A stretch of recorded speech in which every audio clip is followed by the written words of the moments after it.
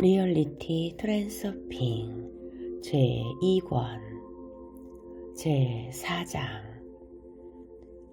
이 세상의 것이 아닌 것과도 같은 광경을 꿈속에서 볼 수 있다는 것은 알려진 사실이다.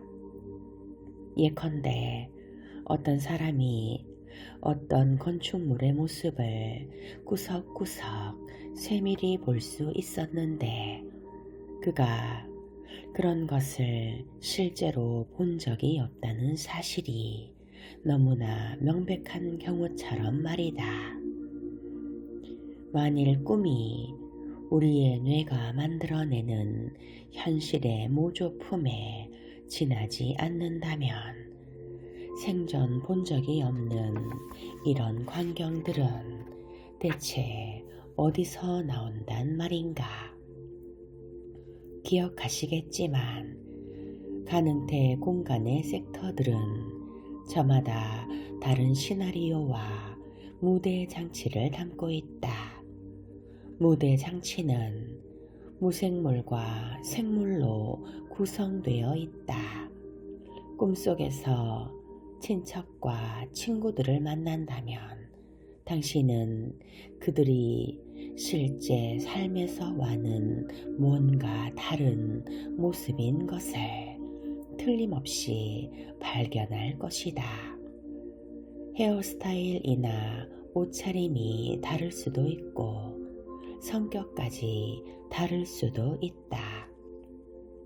꿈의 공간 속의 가상인물들은 평소보다는 뭔가 기이하고 색다른 행동을 보일 수 있다. 당신은 꿈속에서 친구의 얼굴을 알아보고 그것이 친구임을 알지만 동시에 뭔가 이상한 낌새를 느낀다. 이것이 가능태 공간의 속성인 다양성이 표현되는 방식이다.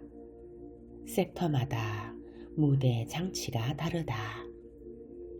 우리가 현실에서 보는 사건들은 현실화된 가능태다.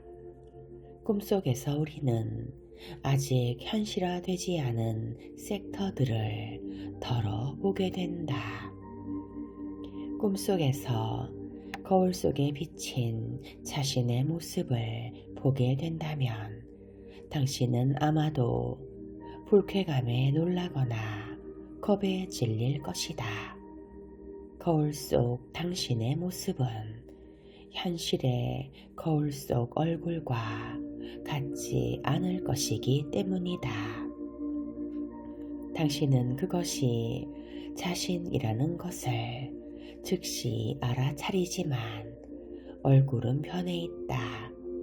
사실은 당신이 가 있는 섹터에 따라 비치는 모습도 바뀐다. 현재의 섹터, 즉 현실화되어 당신의 현실이 되어 있는 섹터로부터 꿈에 보이는 가상 섹터가 얼마나 멀리 떨어져 있느냐에 따라 얼굴의 모습이 변해 보이는 정도도 달라질 것이다. 가상 섹터와 현실화된 섹터 사이의 거리에 따라 주변 광경도 그만큼 변할 것이다. 당신은 당신이 사는 마을을 보고 있지만 어딘가가 이상하다. 똑같은 거리와 집들이 어딘가 이상해 보인다. 당신은 마치 환상을 보고 있는 듯 고개를 갸우뚱거린다. 당신의 영혼이 꿈속에서 현실의 섹터로부터 너무 먼 곳으로 가게 되면 당신은 자신이 전혀 낯선 환경 속에 서 있는 것을 깨달을 것이다. 현실의 삶에는 존재하지 않는 풍경과 사람들이 보인다. 그 섹터에서는 모든 것이 자신만의 가상의 삶을 살고 있다. 그렇다면 거기서 당신의 역할은 무엇이란 말인가? 거기서 일어나는 것은 모두가 비물질적이다. 당신의 역할은 당신이 대면하고 있는 가상현실이 그런 만큼이나 가상적인 역할이다. 하지만 동시에 그것은 환상이 아니다. 여기에는 두 가지 경우가 있다. 당신이라는 인물의 가능태가 그 섹터에 존재하는 경우와 존재하지 않는 경우가 그것이다. 당신이라는 인물이 그 섹터에 존재한다면 당신은 또 다른 당신을 만날 수 있을까? 이것은 나로서는 아직 답할 수 없는 매우 어려운 질문이다. 당신의 영혼은 그 섹터의 시나리오에 적혀있는 역할을 맡게 될 가능성이 가장 크다. 꿈꾸는 사람의 눈에 거울 속에 자신의 얼굴이 남의 것처럼 보인다는 사실은 이 가정을 뒷받침해준다. 우리에게 아주 흥미로운 의문이 하나 더 있다.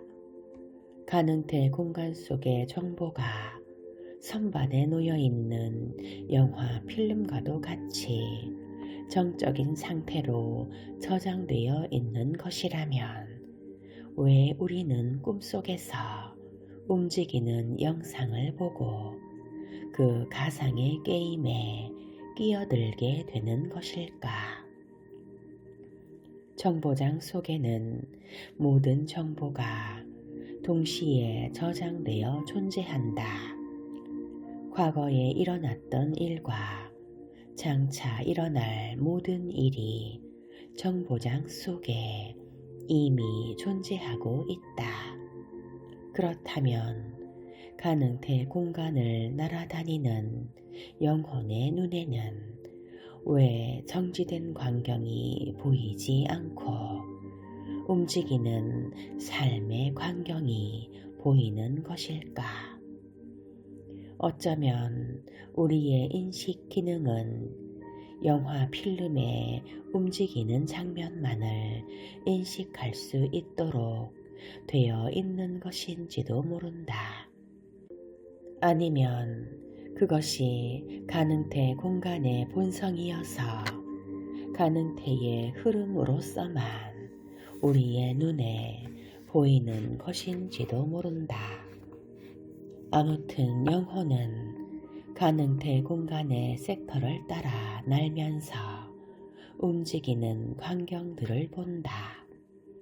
그렇다면 꿈속에서 영혼은 어디로 가는 것일까? 과거, 현재, 미래 중 어느 시간 속으로 여행해 가는 것일까? 꿈의 공간에 관련된 모든 것은 대답보다는 의문을 더 많이 품고 있다. 내가 확실히 말할 수 있는 것이 한 가지 있다. 꿈은 환영이 아니라는 것이다. 어쩐지 좀 겁이 나지 않은가? 우리는 모두가 밤마다 가능태 공간 속으로 여행을 한다. 그리고 거기서 가상의 삶을 산다. 이 가상의 삶은 손에 만져지는 그런 물질적 기반을 가지고 있지 않다. 그럼에도 그것은 실제다. 꿈의 해석과 그 의미에 대해서는 뭐라고 말할 수 있을까? 그 대답은 당신에게 좀 놀라울 것이다. 당신은 아마 이 책이 주장하는 바에 비춰본다면 당연히 꿈은 미래의 사건의 전조라고 생각할 것이다. 하지만 정확히 지금까지 말한 바에 비춰보면 트랜서핑에서 꿈의 내용은 일권에서 말한 것과 같은 종류의 신호로서는 볼 수가 없다. 꿈은 과거나 미래에 가능한 사건을 보여준다. 과거는 우리도 알고 있다. 가능태 공간의 미래는 너무도 다양하므로 꿈이 장차 현실화될 섹터를 보여주는 것이라고 장담할 수는 없는 일이다. 이웃한 섹터들은 서로 유사한 시나리오와 무대 장치를 가지고 있지만 당신이 꿈속에서 본 그 섹터가 실제로 당신의 현재 인생 트랙과 가까운 것인지는 아무도 장담할 수가 없다. 영혼은 다가오는 사건을 감지하는 능력을 실제로 가지고 있다. 가장 신뢰할 수 있는 신호는 영혼이 감정적으로 얼마나 편안한 기분을 느끼는가 하는 것이다. 깨어 있을 때 영혼은 현재의 인생 트랙 혹은 다가오고 있는 가능태 흐름의 물구기와 관련하여 자신이 느끼는 기분 상태를 보여준다. 다른 신호들 역시 현실화된 현재의 섹터와 그 인접 섹터에 관련된 것들이다. 하지만 꿈을 꾸고 있을 때 영혼이 어디를 날아다니고 있는지는 아무도 알 수 없다. 영혼은 어디에든 있을 수 있으므로 그런 영혼이 가져오는 정보는 신뢰할 수가 없는 것이다. 다음의 의문은 이것이다. 꿈이 상상의 산물이 아니라면 꿈의 시나리오는 누가 정하는 것일까? 시나리오는 가능태 공간의 각 섹터 안에 있다. 마음이 잠자고 있을 때 영혼은 가능태 공간을 마음대로 여행할 수 있다. 때로는 마음이 너무 깊이 잠들어 꿈을 기억하지 못한다. 마음이 잠자고 있을 때 영혼에게 어떤 일이 일어나는지는 아무도 모른다. 현실의 삶에서는 사람의 행동은 마음의 지배를 받는다. 그래서 마음이 꿈을 지켜보고 있을 때는 그는 수동적 관찰자의 역할을 한다. 그는 상황을 통제하지 않고 단지 모든 것이 평소와 같다고 생각한다.